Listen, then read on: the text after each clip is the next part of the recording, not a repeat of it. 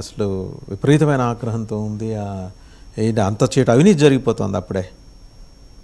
లేదు, సాధారణమైన అభిప్రాయం. ఇప్పుడు ఉదయం ఈరోజు పత్రికలో వచ్చిన కథనాలు కూడా చర్చిస్తూ ఉన్నారు కదా, అవినీతి అధికారుల స్థాయిలో మంత్రుల స్థాయిలో జరుగుతుందనే అవి చాలా బలంగా వస్తున్నాయి.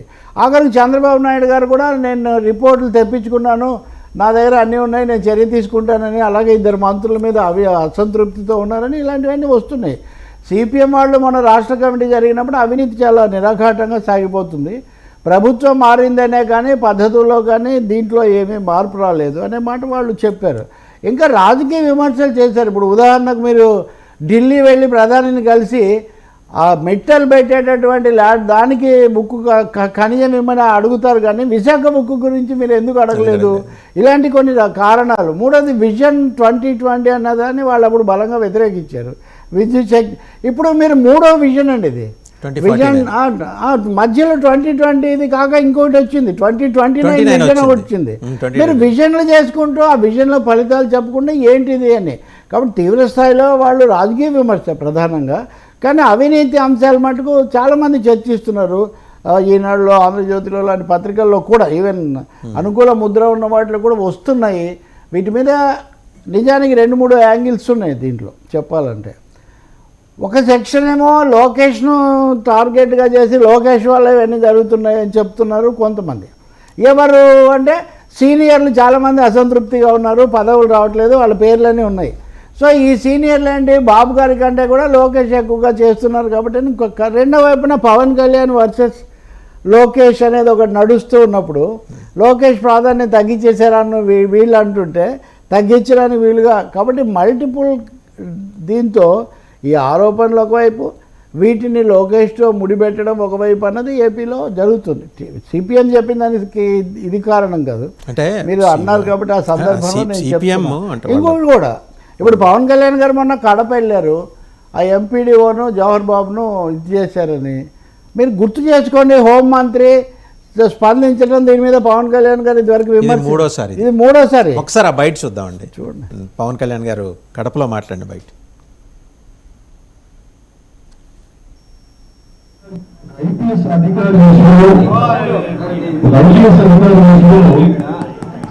ఒక వ్యక్తి వచ్చాడు అంటే ఫోటో తీసుకున్నారంటే నేను అడిగాను, అసలు ఎవరన్నా ఒక ఐపీఎస్ స్థాయి అధికారి వస్తే ఎవరు అడుగుతాం కదా, హౌ కమ్ పోలీసెస్ ఓవర్ అంటే ఎందుకు దీన్ని ఎందుకు దీన్ని చూడలేకపోయింది అధ్యక్ష అధికారులతో మాట్లాడుతూ ఉన్నారు. ఇది కేవలం నాకు పనిచేయడం తెలుసు, రాష్ట్ర పోలీస్ శాఖ బాధ్యతది, ఇంటెలిజెన్స్ శాఖ బాధ్యత, హోంశాఖ బాధ్యత, అలాగే డీజీపీ గారి బాధ్యత. నాకు పనిచేయడమే తెలుసు. అధికారం ఉందా లేకపోతే పనిచేస్తాం, ఈరోజు అధికారంలో పనిచేస్తాం, రక్షణ ఉన్నా పనిచేస్తాం, రక్షణ లేకపోతే పనిచేస్తాం. అంటే అది నాకు అంటే నేను చూసాం కదా సార్, అంటే చాలా కాంట్రాడిక్టరీ అండ్ కాంట్రవర్షియల్ అబ్జర్వేషన్స్, పరస్పర భిన్నమైన అభిప్రాయాలు అండ్ వివాదానికి దారితీసే అభిప్రాయం. ఆయన అంతకుముందు మాట్లాడిన దాంట్లో కొంత డీవియేషన్ ఉంది, అలాగే కొంత స్పష్టత కూడా ఇచ్చారు. ఇప్పుడు హోంమంత్రిని ఎంచుతున్నారా, home ministry law and order CM దగ్గర ఉంది, మరి that call has to be taken by CM కదా. బేసిక్గా అండి చర్చ. ఇప్పుడు ఉదాహరణకు చైర్మన్ గారు డిసైడ్ చేస్తారన్నట్టు అన్ని చైర్మన్ అన్నా ఇక్కడ ఉన్నవాళ్ళు చూసేవాళ్ళు ప్రాక్టికల్గా ఉంటారు. సో హోంశాఖ పోలీసులను చూసేవాళ్ళు అన్నదాన్ని తప్పకుండా ఈ బాధ్యత వాళ్ళదనే అభిప్రాయం డీజీపీ కూడా ఆ మాటకు వస్తే. అందువల్ల టెక్నికల్గా ముఖ్యమంత్రి చూసినప్పటికీ కూడా ప్రతి చిన్న ఫైలు ముఖ్యమంత్రి ఏమి చూడరు. బట్ ఇమీడియట్ చర్చ నిజమే, విమర్శ ముఖ్యమంత్రికి పోదని technically it is correct. But ప్రాక్టికల్గా ఎవరున్నా కానీ చాలా కాలంగా ముఖ్యమంత్రులు హోంశాఖను పెట్టుకోవడం అనేది ఇది ఒకటి జరుగుతూ ఉంది. అంటే నేను మీరు అన్న దాంట్లో ఇది చంద్రబాబుకు తగలదా అనే దానికంటే కూడా హోంమంత్రి మీద వరుసగా 3వసారి 4వసారి ఎందుకు అనేది ఇప్పుడు ఇమీడియట్ ఇంప్లికేషన్. ఇది ఇమీడియట్ ఇంప్లికేషను.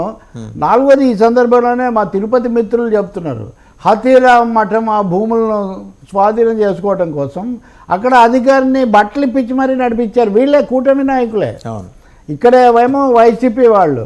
ఎందుకు అధికారులు అన్నా కానీ ఉద్యోగులు అన్నా కానీ ఇటువంటి పరిస్థితి వచ్చింది, బాధాకరం అనేది ఒకటైతే, పవన్ కళ్యాణ్ తాను స్వయంగా రంగంలోకి వెళ్ళి పరామర్శించి ఇలా చెప్పడం ద్వారా తప్పకుండా తన అసంతృప్తిని బాహటంగా మరొకసారి వ్యక్తం చేశారని మనం చెప్పక తప్పదు. అది కూడా కడపలో.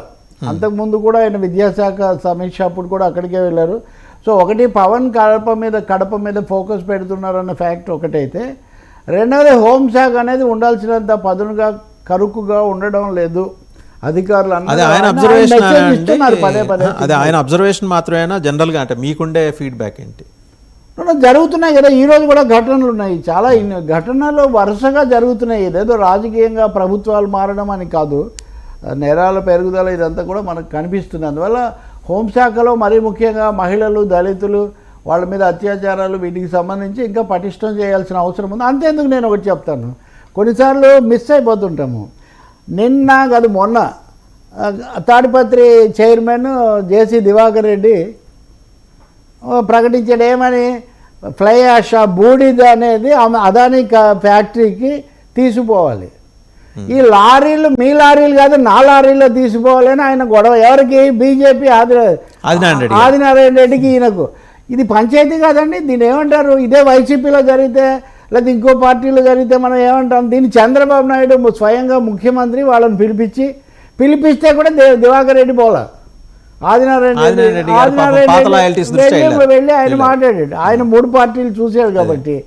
నిన్న జేసీ దివాకర్ రెడ్డి నేను క్షమాపణ చెప్తున్నానని చెప్తూనే అన్నీ మాట్లాడారు. మళ్ళీ దీని అర్థం ఏంటి?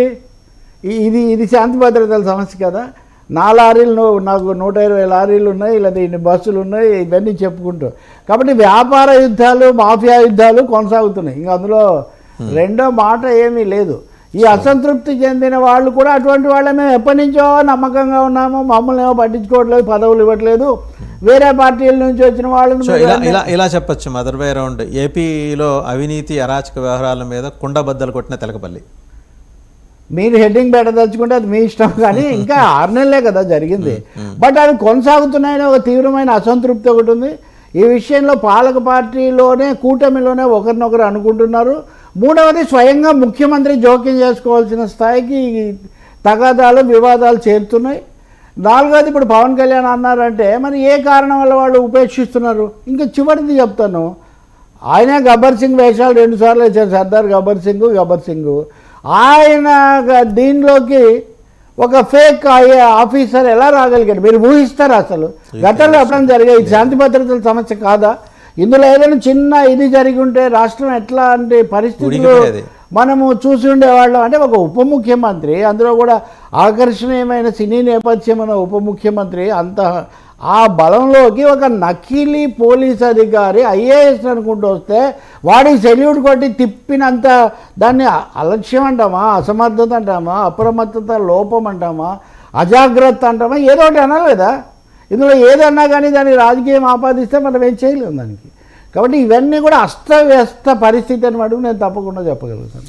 అస్తవ్యస్త పరిస్థితి కొనసాగుతుంది. అవినీతికి సంబంధించిన ఆరోపణలు తీవ్రంగా వస్తున్నాయి. వీటికి ఎవరు బాధ్యులు అన్న విషయం మీద అంతర్గత విభేదాలు కూడా ఉన్నాయి. ఇప్పుడు వైసీపీ హయాంలో జరిగిన వాటి మీద మనం చేస్తున్నాం, అది కూడా మనం చర్చిస్తాం. కానీ ఇప్పుడు వస్తున్న వాటి మీద కూడా చేయాల్సిన అవసరం ఉంది, ఇప్పుడే కట్టడి చేయాలి అని. ఎందుకు అంటే ఫైనల్గా చెప్పాలంటే, who is the power centre of the government? ప్రతి ప్రభుత్వానికి ఒక స్టీరింగ్ ఒకరి దగ్గర ఉంటుంది. ఎవరి దగ్గర ఉంది ఈ ప్రభుత్వానికి? చంద్రబాబు నాయుడు గారు నిస్సందేహంగా సీనియర్ మోస్ట్, ఆయనే చక్రధారి. కానీ ఒకవైపున ఉప ముఖ్యమంత్రి, ఇంకోవైపున పార్టీ ప్రధాన కార్యదర్శిగా జాతీయ ప్రధాన కార్యదర్శి అయితే నేను చెప్పేది హెయిర్ అప్పరెంట్ తప్పకుండా తదుపరి నాయకుడుగా ఉన్నటువంటి లోకేష్, ఆయన మీద అసంతృప్తి ప్రచారాలు ఇప్పటికే చేస్తున్న కొంతమంది సీనియర్లు, వ్యతిరేకులు. నేను నాయకుడు అయ్యేనాడికి మీరందరూ ఉంటే నేను ఎలా నా ప్రభుత్వం వస్తుందని సందేహం అయింది. సో ఇన్ని వైరుధ్యాల మధ్యలో అధికార యంత్రాంగం కూడా కానీ అని మీరు చూశారు కదా, నిన్ననే అక్కడ చీఫ్ సెక్రటరీ మారారు. నేను ఏదో కార్యక్రమంలో మాజీ చీఫ్ సెక్రటరీ ఒక ఆయన కూడా కలుస్తూ ఉన్నాను. అధికార యంత్రాంగం మీద పట్టు అనేది ఇంకా రాలేదు. రైట్, అది సమస్య. అండ్ అలాగే బొత్స, తమ్మినేని